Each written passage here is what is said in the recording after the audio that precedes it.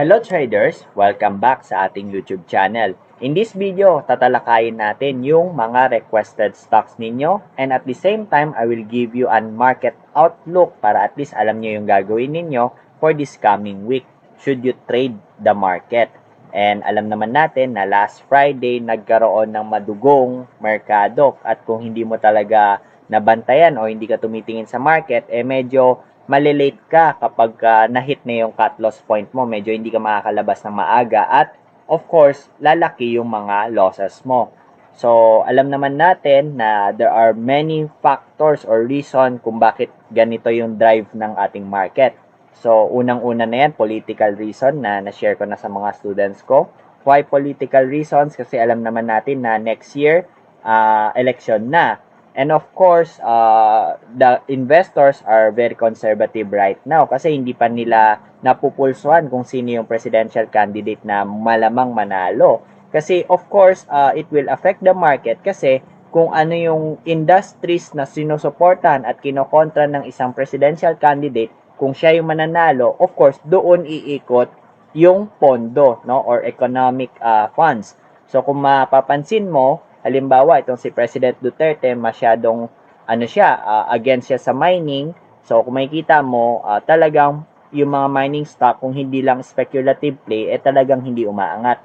Ngayon lang na medyo niluluwagan kasi the government needs funding. Pero kung hindi naman nila talaga kailangan, di ba, hindi naman willing si President Duterte na makipag-negotiate. And kung makikita mo naman, masyado siyang inclined doon sa infrastructure mga industry, halimbawa yung build project.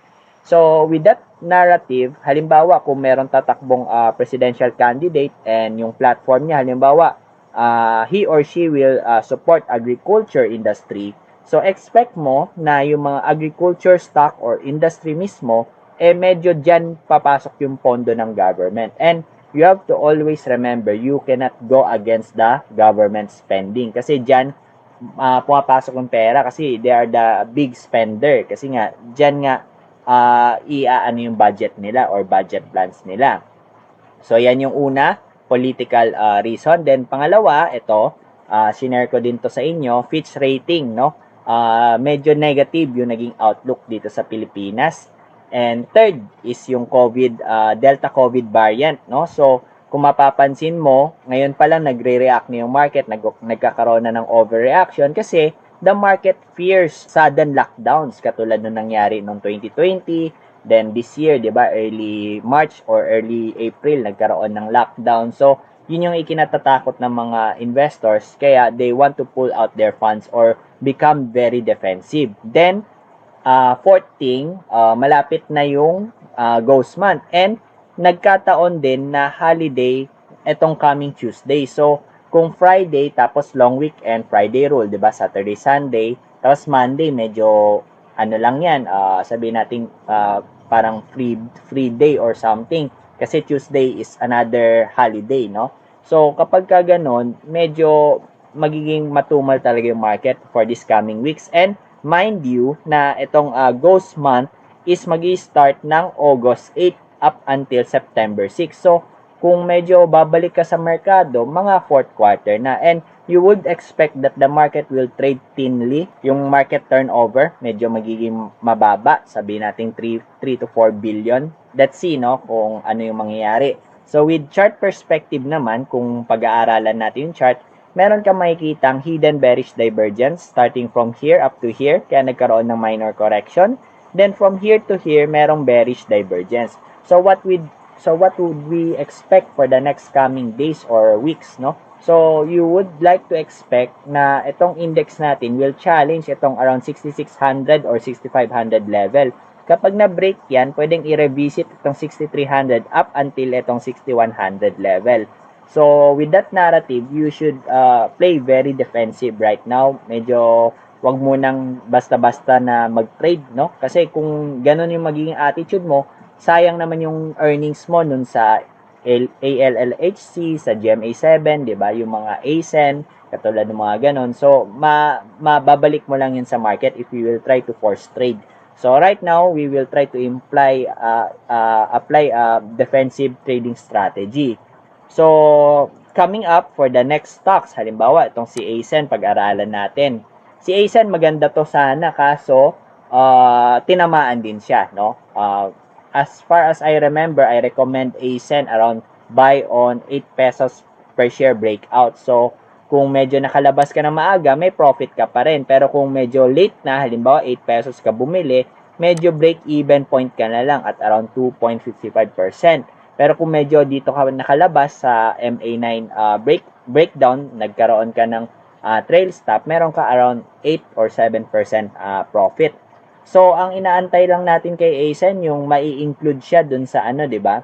Sa index. And after that, wala na tayo naririnig na bagong catalyst that would cause the stock to move higher, no?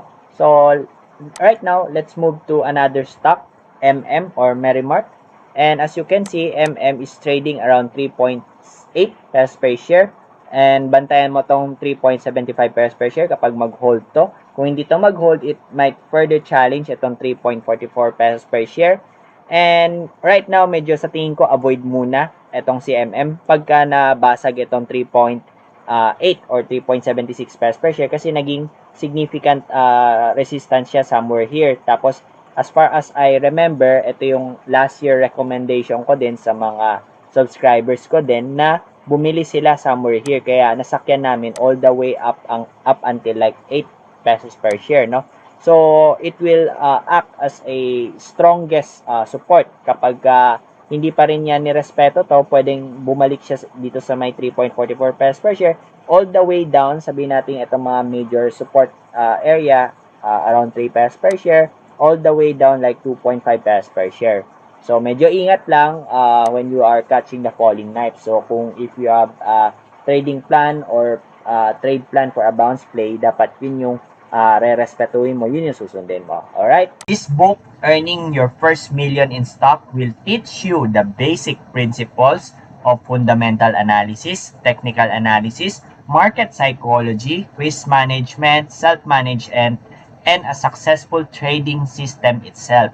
I really believe in order for you to become a consistently profitable trader, kailangan ma-master mo yung 5 components na nabanggit ko kanina because they will serve you as an important ingredient in creating your own successful trading journey. Parang if you plan to bake some cookies, hindi po pwedeng mawala kahit isang basic component or else your baking would be a failure. You cannot bake without a flour or asukal lang ang meron ka, di ba? So, ganun din sa trading. Hindi pwede mag-trade ka na walang technical analysis, merong funda, pero minsan walang market psychology or walang risk management. It is a complete system or trading system na i-guide ko kayo within this book para matuto kayo. Besides that, in this book, I will share you a compilation of my successful trades of not less than 50% in gains throughout my entire 4-year trading career para maaral ninyo at ma-apply nyo sa real-world trading. So next stock is GMA7. Right now, GMA7 medyo pangit na yung naging sentiment and of course, if you have these stocks, dapat nag-trim down ka na, nag-trail stop ka na kasi na-breakdown na niya itong MA9 and at the same time MA20, FIBS 236, then FIBS 382. So, dapat nag-take profit ka na. Kasi ang entry point namin dito, na-share ko din to sa kanila, is around 9.10 pesos per share. So, right now, kung halimbawa 9.10 pesos per share, you are still enjoying around 40% gain. Not bad. So, kung nagbenta ka somewhere here, 55%, nag-tranche 1 ka, then another second tranche, halimbawa, nagbenta ka dito, another 50% gain at FIBS 236, then halimbawa, last tranche mo, pwede ka na magbenta. Not bad na yan. Kasi kapag i-average mo around 45% gain for one stock for around 1 month, di ba? Or 2 months pa lang. Not bad na yung trade na yan. Alright? So, next thing is ALLHC na na-discuss ko na to, I think, last week, no, sa inyo. Pero, i-discuss natin to ulit.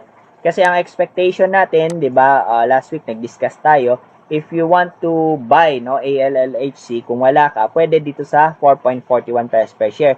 Sabi ko, probably, or much better, is mag-open to ng gap up, or sabihin natin, much higher dito sa close na to. Kasi bullish na bullish yung ending, or yung ending candlestick niya eh. So dapat expectation natin either gap up or mas mataas sa sa closing price nito to challenge itong 5 pesos per share. But unfortunately, for the past few days, nag-breakdown siya ulit itong 4.4 pesos per share, breaking down MA9 and MA20, tapos nagre-retrace back na siya doon sa initial entry point namin.